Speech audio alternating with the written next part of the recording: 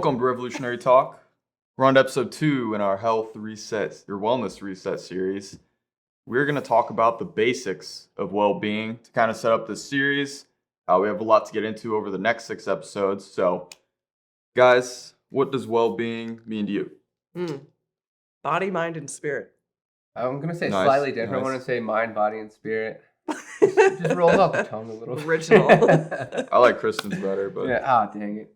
All right. Well, less original. So which one do you guys think is the most important? Mind, body, or spirit?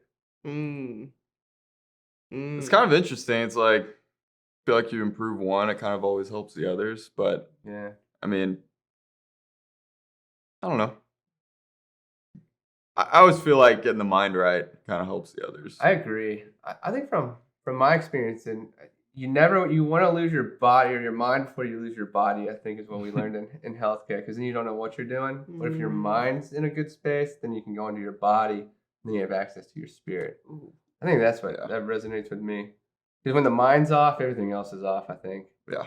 Your mind is like that key to reality. Yeah. And I think you need all three equally. Mm-hmm. And That's fair. I mean, comparing that to like something that, like a stool that you sit on. Yeah.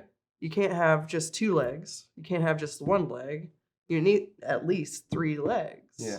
Let me ask you this though. Where do you spend most of your time? In your mind, body, or your spirit?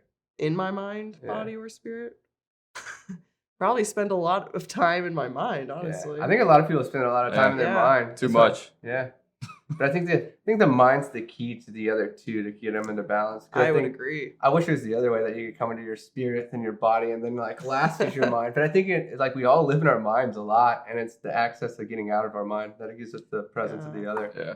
But it's interesting though, you go like crush a workout that frees up your mind. That's what I was going to say. Like, try to be in your mind during yoga. I think it's impossible. Yeah. Or like working out. Like, I think a lot of us work out to get out of our mind. And then when you're running, like you aren't like thinking about all the stuff you got to do. You're just like focusing on staying alive.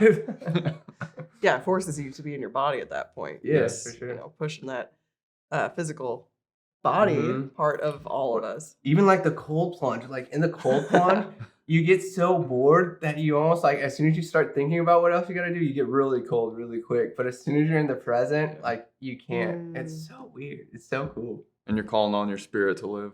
Yeah, my spirit's like, get out of here. And I'm like, no, I love it. And I'm really like, yeah, let's go. Ooh, that's funny. Yeah, they'll kind of all go hand in hand. So, gonna jump across all 3 for sure throughout this series. Is there any one in particular that you guys feel like you need more focus on this year? I feel like the whole last year, or a lot of it, I took a lot of time off of the physical activities that I was doing previously to that year. I was much more active in previous years, working out, doing yoga, weightlifting, running, and doing other, fun, more like activities. And this last year, it's just been feeling like need a rest. 2022 was like a resting year for me. So 2023, working to get back into feeling my way back. How does it feel to do certain things? What feels good, what doesn't to do. It's weird. I think 2023 is going to be more balance between mind and body. I let a lot of the physical stuff go last year because I was doing a lot of inner work, but I feel like I've done that inner work, so now it's coming back out. But I think prior to 2022, I did a lot of outer physical work, and now it's like finding that balance between the two. I think this year. Interesting. Yeah, I don't even know how to like which one it technically falls into. I guess might be more spirit led for me. Like, I don't know. Last year, having a baby at the beginning of the year, didn't go travel, didn't do anything, didn't get in a plane until December. So, feel like I was just like hanging on, chilling throughout the year. So this year, I don't know. I'm looking to get the creative juices flowing again and figuring all that out. So, hitting the road, opening up the mind. I feel like the creative juices are very linked to like the physical and like the travel. Yeah.